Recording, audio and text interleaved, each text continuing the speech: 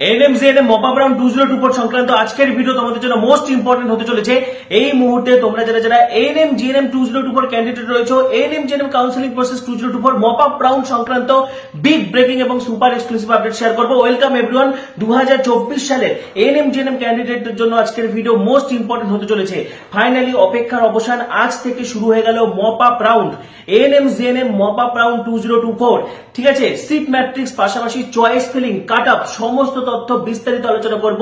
Mop up রাউন্ডে কারা কারা বসতে পারবে, মপ আপ রাউন্ডে কারা কারা পার্টিসিপেট করতে পারবে না, পাশাপাশি কিভাবে চয়েস ফিলিং করবে, মপ আপ রাউন্ডে কারা চান্স পাবে, কাট আপ কিরকম হতে পারে, বিস্তারিত তথ্য শেয়ার করবো। তার আগে বলছি, যারা আমাদের চ্যানেলে নতুন ভিডিও দেখছো এখনই সাবস্ক্রাইব করো। ঠিক আছে, এনএমজিএনএম কাউন্সেলিং সংক্রান্ত পরবর্তী ভিডিওগুলির জন্য এখনই সাবস্ক্রাইব করো, পাশে থাকা বেল আইকনটি প্রেস করো এবং এই ভিডিওটি প্রচুর প্রচুর প্রচুর শেয়ার করে দাও। যারা মপ আপ রাউন্ড নিয়ে চিন্তা করছে তারাও যাতে রিলিফ পেতে পারে সেজন্য এই ভিডিওটি প্রচুর শেয়ার করো, পাশে থাকা বেল আইকনটি প্রেস করে দাও। ঠিক আছে, তো অবশেষে অপেক্ষার অবসান, শুরু হয়ে গেল এনএমজিএনএম মপ আপ রাউন্ড 2024। তো প্রথমেই যেটা তোমাদেরকে বলতে চাই, দেখো যে মপ আপ রাউন্ড কিন্তু একটা অপশনাল রাউন্ড। এই রাউন্ডে যে পার্টিসিপেট করতে হবে এরকম কিন্তু কোনো বাধ্যবাধকতা নেই। তুমি চাইলে পার্টিসিপেট করতেও পারো, নাও করতে পারো। ফার্স্ট রাউন্ড এবং সেকেন্ড রাউন্ডের পর স্টিল যে সিটগুলো ভ্যাকেন্ট রয়েছে তার উপর কিন্তু মপ আপ রাউন্ড হবে এবং সিট সংখ্যা কিন্তু খুবই কম। মপ আপ রাউন্ডের সিট সংখ্যা খুবই কম। প্রথমে আসছি কারা কারা মপ আপ রাউন্ডে পার্টিসিপেট করতে পারবে না। প্রথম কথা, যারা ফার্স্ট রাউন্ডে বা সেকেন্ড রাউন্ডে অ্যাডমিশন নিয়ে নিয়েছো, সেটি গভর্নমেন্ট কলেজ হতে পারে, প্রাইভেট কলেজ হতে পারে, যাদের অ্যাডমিশন কমপ্লিট হয়ে গেছে তোমরা মপ আপ রাউন্ডে বসতে পারবে না। ঠিক আছে, পাশাপাশি যাদের ফার্স্ট চয়েসে কলেজ এসেছিল তোমরাও মপ আপ রাউন্ডে বসতে পারবে না। পাশাপাশি যাদের কোনো না কোনো কলেজ এসেছিল কিন্তু ভেরিফিকেশন করাওনি, ঠিক আছে, তোমরা কিন্তু মপ আপে বসতে পারবে না। ঠিক আছে, এবার আসছি কারা কারা মপ আপ রাউন্ডে বসতে পারবে। প্রথম কথা, যারা ফার্স্ট রাউন্ডে বা সেকেন্ড রাউন্ডে কোনো কলেজ পাওনি তোমরা মপ আপ রাউন্ডে বসতে পারবে। বা আরেকটা কথা, যারা ফার্স্ট রাউন্ড বা সেকেন্ড রাউন্ডে কোনো অ্যাডমিশন নাওনি তোমরাও মপ আপ রাউন্ডে বসতে পারবে। যারা ফার্স্ট রাউন্ডে বা সেকেন্ড রাউন্ডে ভেরিফিকেশন করে এসেছিলে, ঠিক আছে, কিন্তু অ্যাডমিশন নাওনি, তোমরা কিন্তু মপ আপ রাউন্ডে বসতে পারবে। কিন্তু যদি ভেরিফিকেশন না করাও তাহলে কিন্তু মপ আপ রাউন্ডের জন্য এলিজিবল নয়। ঠিক আছে, যখন রেজিস্ট্রেশন ইনপুট করতে যাবে তখন কিন্তু ডেটা কিন্তু নেবে না। যাদের ভেরিফিকেশন মানে কোন একটা কলেজ এসেছিল ভেরিফিকেশন করাওনি, মপ আপে বসতে পারবে না। এই জন্য বারবার বলেছিলাম যে প্রাইভেট কলেজ, যারা প্রাইভেট কলেজে পড়তে চাও না তারা প্রাইভেট কলেজগুলো কেন শুধু শুধু রাখবে, আমি এটাই বুঝি না। দেখো, যারা প্রাইভেট কলেজ, যারা বছর নষ্ট করতে চাও না তোমরা প্রাইভেট কলেজে রেখেছো, একদম ঠিক, অনেকে ভর্তি হয়ে গেছো, কিন্তু যারা প্রাইভেট কলেজে আদৌ পড়বে না তোমরা তাহলে শুধু শুধু প্রাইভেট কলেজগুলো রাখার কি দরকার? সেই কারণে অনেকে ভেরিফিকেশন করতে যায়নি। তো ভেরিফিকেশন না করার কারণে কিন্তু মপ আপে বসতে পারবে না, সোজা কথা। তাহলে কারা কারা মপ আপে বসতে পারবে? যাদের ফার্স্ট রাউন্ডে ভেরিফিকেশন করানো ছিল কিন্তু কোনো অ্যাডমিশন নেয়নি তারা কিন্তু মপ আপে বসতে পারবে। পাশাপাশি যারা ফার্স্ট রাউন্ড বা সেকেন্ড রাউন্ডে কোনো কলেজই পাওনি তোমরা মপ আপ রাউন্ডে বসতে পারবে। যাদের ফার্স্ট রাউন্ড বা সেকেন্ড রাউন্ডে অ্যাডমিশন নাওনি, ভেরিফিকেশন করানো ছিল, তোমরা মপ আপে বসতে পারবে। যাদের ফার্স্ট রাউন্ড বা সেকেন্ড রাউন্ডে কোনো কলেজ আসেনি তোমরা মপ আপে বসতে পারবে। পাশাপাশি যারা একদম ফ্রেশ ক্যান্ডিডেট, যারা ফার্স্ট রাউন্ডে 500 টাকাতে রেজিস্ট্রেশন করোনি তোমরাও কিন্তু মপ আপ রাউন্ডে বসতে পারবে। সেক্ষেত্রে বলে রাখি, যাদের আগে থেকে রেজিস্ট্রেশন করা রয়েছে তোমাদের নতুন করে রেজিস্ট্রেশন করতে হবে না। তোমরা ওয়েবসাইটে সাইন ইন করবে, সাইন ইন করার পর তোমাদের কাছে একটা অপশন দেখাবে তুমি কি মপ আপ রাউন্ডে পার্টিসিপেট করতে চাও, সেক্ষেত্রে ইয়েস করবে। সেক্ষেত্রে 200 টাকা পেমেন্ট করার পর চয়েস ফিলিং করতে পারবে। যাদের আগের রাউন্ডে রেজিস্ট্রেশন করা ছিল তোমরা 200 টাকা পে করবে, নতুন করে রেজিস্ট্রেশন তোমাদের করতে হবে না। 200 টাকা পে করলে নতুন করে চয়েস ফিলিং করতে পারবে। চয়েস ফিলিং আমি বলছি। এবং যারা একদম ফ্রেশ ক্যান্ডিডেট রয়েছে, যাদের র্যাঙ্ক ভালো রয়েছে, হ্যাঁ, শুধু এএনএম এর কলেজ দিয়েছিলে বা ধরো হচ্ছে এএনএম পাওনি, জিএনএমটা ট্রাই করবে, বা যারা কোনো কারণে রেজিস্ট্রেশন মিস করেছো, ঠিক আছে, যারা আগে থেকে কোনো রেজিস্ট্রেশন করোনি 500 টাকাতে তোমাদের কিন্তু 700 টাকা লাগবে মপ আপে বসতে গেলে, যেটা আমি অনেক আগে বলে দিয়েছিলাম। যারা ফার্স্ট রাউন্ডে চান্স মানে ফার্স্ট রাউন্ডে তোমরা রেজিস্ট্রেশনে পার্টিসিপেট করোনি তোমাদের 700 টাকা লাগবে। যারা আগের রাউন্ডে 500 টাকাতে রেজিস্ট্রেশন করেছিলে সে চয়েস তুমি যতই দাও তোমাদের নতুন করে 200 টাকা লাগবে। ঠিক আছে, তো এই হলো ওভারঅল কারা বসতে পারবে কারা বসতে পারবে না। তো এবারে আসছি মপ আপ রাউন্ডে সিট ম্যাট্রিক্স নিয়ে। দেখো, মপ আপ রাউন্ডে সিট খুব কম রয়েছে এবং চয়েস ফিলিং নেই। চয়েস ফিলিং এর সময় কিন্তু সবগুলো গভর্নমেন্ট কলেজ শো করবে না। ধরো তুমি একজন জেনারেল ক্যান্ডিডেট, তাহলে জেনারেলে যে যে কলেজে সিট ফাঁকা রয়েছে শুধু কিন্তু সেগুলোই শো করবে চয়েস ফিলিং করার সময়। ধরো তুমি এসসি ক্যান্ডিডেট, তাহলে জেনারেলে যে যে কলেজে সিট ফাঁকা রয়েছে প্লাস এসসি তে যে যে কলেজে সিট ফাঁকা রয়েছে সেই কলেজগুলো কিন্তু শো করবে। সেটা এনএম হতে পারে বা জিএনএম হতে পারে। ঠিক আছে, বা ধরো তুমি একজন ইডব্লিউএস ক্যান্ডিডেট বা সিভিল ডিফেন্স ক্যান্ডিডেট, তাহলে জেনারেল, দেখো জেনারেল সিটে সকলের অধিকার, জেনারেল সিটগুলো দেখাবে প্লাস রেসপেক্টেড ক্যাটাগরি, ধরো ইডব্লিউএস হলে ইডব্লিউএস ক্যাটাগরিতে যে যে কলেজে সিট ফাঁকা রয়েছে সেটা দেখাবে। ধরো তুমি ধরো একটা কলেজে ইডব্লিউএস এর সিট আছে কিন্তু এসসি তে সিট নেই, তাহলে কি তুমি চয়েস ফিলিং করছো এসসি ক্যান্ডিডেট, তোমাকে কিন্তু সেই কলেজটা দেখাবে না, কিন্তু একজন ইডব্লিউএস ক্যান্ডিডেট তার চয়েস ফিলিং এ কিন্তু সেই কলেজটা দেখাবে। তো যে ক্যাটাগরিতে যে কলেজে সিট ফাঁকা রয়েছে সেই হচ্ছে সিটগুলো শো করবে, সেই অনুযায়ী তোমরা সাজাবে। সেটা তোমার প্রিফারেন্স অনুযায়ী হতে পারে, নিজের যাদের র্যাঙ্ক ভালো রয়েছে, ধরো যারা আগের রাউন্ডগুলোতে শুধু এএনএম এর কলেজ দিয়েছিলে খুব ভালো র্যাঙ্ক থাকা সত্ত্বেও, মানে তোমরা হচ্ছে এএনএম পেতে চেয়েছিলে, কিন্তু এএনএম তো super high cut up, ANM কিন্তু বাম্পার হাই কাট আপ, ঠিক আছে, এবং কাট আপ হওয়াটাই স্বাভাবিক, কারণ এএনএম কোর্স করার পরে গভর্নমেন্ট জব। তো এএনএম এর ক্ষেত্রে যেহেতু হাই কাট আপ, তো তোমরা জিএনএমটা ট্রাই করতে পারো। জিএনএম ভীষণ ভালো কোর্স, অনেক হাই পসিবিলিটিস রয়েছে জিএনএম এর ক্ষেত্রে। তো তোমরা কিন্তু কাছের পিঠে কলেজগুলো রাখবে, যাদের র্যাঙ্ক খুব ভালো রয়েছে, তোমরা বাড়ির কাছাকাছি কলেজ, নিজের জেলাতে যে কলেজগুলো রয়েছে, এগুলো বহুবার তোমাদেরকে আগে বলে দিয়েছি, পার্শ্ববর্তী জেলাতে যে কলেজগুলো রয়েছে সেই অনুযায়ী সাজাবে। আর যাদের খুব র্যাঙ্ক বেশি, তোমরা যদি মপাবে বসতে চাও, তাহলে যে কলেজগুলোতে মানে লোয়েস্ট কাট আপ গেছে, যেমন ধরো বার্নপুর, ইএসআই, শিয়ালদা ইএসআই, মানিকতলা, কালিম্পং, দার্জিলিং, ঠিক আছে, এই সমস্ত কলেজগুলো তোমরা আগের দিকে রাখতে পারো। কিন্তু এগুলো আগের দিকে রাখলে যে হয়ে যাবে সেমনটা কিন্তু কোনো কথা নয়, কারণ যাদের গভর্নমেন্ট কলেজ পাওয়ার মতো জিএমআর রয়েছে তোমরা নিশ্চয়ই পাবে, কারণ কাউন্সিলিং প্রসেস তোমরা নিশ্চয়ই বুঝে গেছো।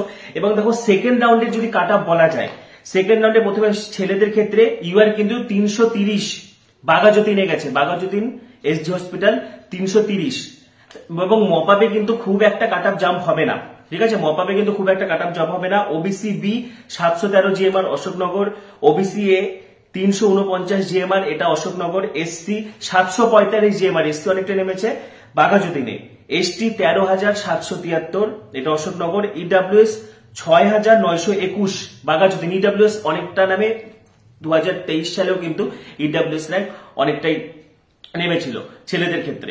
তো যাই হোক 6,921 বাঘাযতীনে হয়েছে। সিভিল ডিফেন্স ফার্স্ট রাউন্ডের সিট শেষ, যেটা 734 ছিল অশোকনগরে।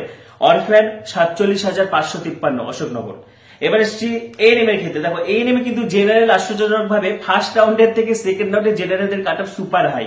যেমন জেনারেলদের সেকেন্ড রাউন্ডে 661 কাকদ্বীপ, অথচ জেনারেলদের ফার্স্ট রাউন্ডে কাট অফ ছিল হচ্ছে 789, সেটা কাকদ্বীপে হয়েছিল। তো যাই হোক, তো জেনারেল সেকেন্ড রাউন্ডে 661, ওবিসি এ 930, ঠিক আছে, এটাও কাকদ্বীপে, OBC A 930 GMR, OBC B 983, এটা হচ্ছে কাকদ্বীপ, এসসি 1632 জিএমআর, এটা হচ্ছে রঘুনাথপুর, এসটি 11,468 এটা ডোমকল, ইডব্লিউএস 3,813 এটা কালিয়াগঞ্জ।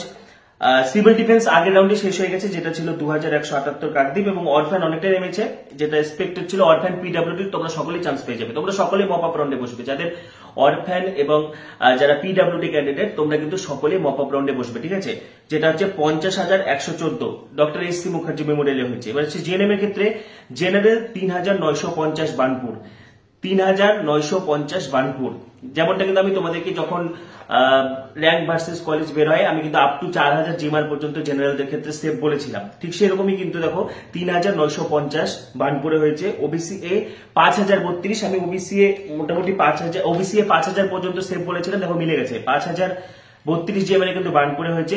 ওবিসি বি 3,973 জিএমআর বার্নপুরে হয়েছে। এসসিদের 6,548 জিএমআর বার্নপুরে হয়েছে।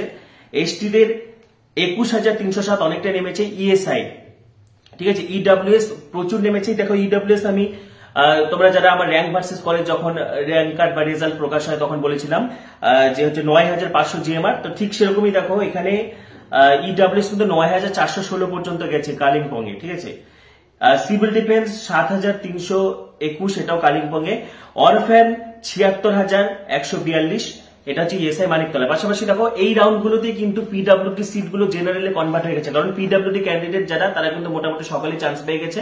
তো পিডব্লিউডি সিটগুলো কিন্তু সব জেনারেলে কনভার্ট হয়ে গেছে, যা কিছু সিট ফাঁকা রয়েছে ধরো জেনারেল পিডব্লিউডি ছিল তাহলে সেটা জেনারেলে কনভার্ট হয়ে গেছে, এসসি পিডব্লিউডি ছিল সেটা এসসি তে কনভার্ট হয়ে গেছে, সেটা ওবিসি পিডব্লিউডি থাকলে সেটা ওবিসি তে কনভার্ট হয়ে গেছে, সেগুলো কিন্তু আগেই নিয়ে নিয়েছিস, ঠিক আছে। স্পট এবছর কিন্তু হওয়ার সম্ভাবনা খুবই কম, কিন্তু 5-6টা সিট থাকলেও কিন্তু স্পট কাউন্সিলিং হবে। তো আপাতত তোমাদেরকে মপ আপ নিয়ে ভাবতে হবে। তো মপ আপ রাউন্ডে কিন্তু খুব বেশি কাট আপ যাবে না, এবং আমি কিন্তু মপ আপ রাউন্ড পর্যন্তই বলেছিলাম, একদম আপ টু স্পট রাউন্ড পর্যন্ত বলেছিলাম। র্যাঙ্ক ভার্সেস কলেজের ভিডিও এখন আপলোড করা রয়েছে, আমি সেখানে বলেছিলাম যে জেনারেল বা ইউআর ক্যাটাগরি 4,000 জিএমআর পর্যন্ত safe, OBC B 4,500 GMR, OBC A 5,000 GMR, 5,000 GMR তো আগেই হয়ে গেছে সেকেন্ড রাউন্ডে।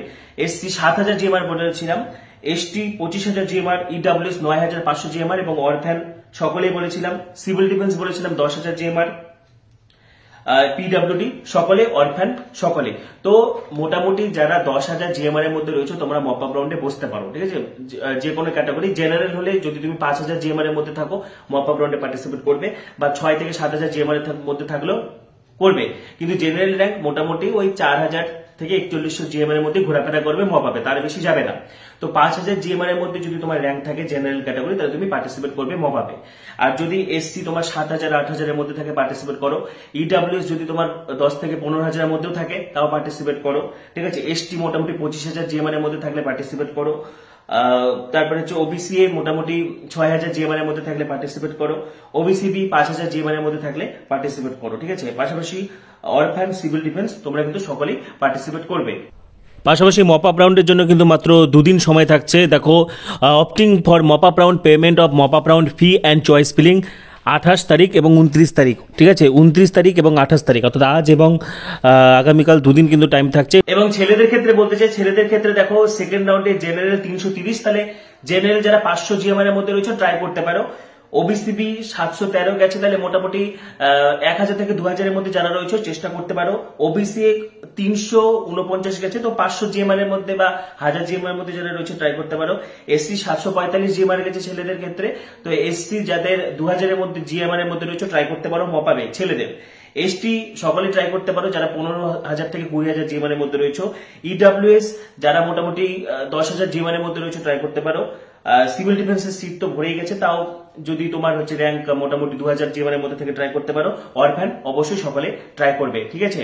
এবং চয়েস ফিলিং এর ক্ষেত্রে যেমনটা বললাম যে যে কলেজগুলোতে তোমার হচ্ছে লোয়েস্ট কাট অফ গেছে, যেমন ধরো বানপুর বলো, কাল্লা বলো, ইএসআই বলো, কাল্লা ইনফ্যাক্ট কাল্লাতে বরং হাই কাট অফ গেছে, কাল্লার থেকে কিন্তু বানপুর, ইএসআই এদের কাট অফ গুলো লো, ঠিক আছে। দার্জিলিং, কালিম্পং এর কাট অফ গুলো লো, তো এগুলো তোমরা আগের দিকে রাখতে পারো।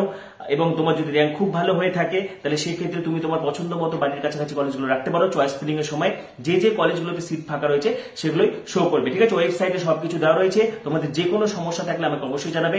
পাশাপাশি পরবর্তী ভিডিওগুলির জন্য এখনই সাবস্ক্রাইব করো, পাশে থাকা বেল আইকনটি প্রেস করো এবং ভিডিওটি প্রচুর শেয়ার করে দাও। সবাইকে অসংখ্য ধন্যবাদ।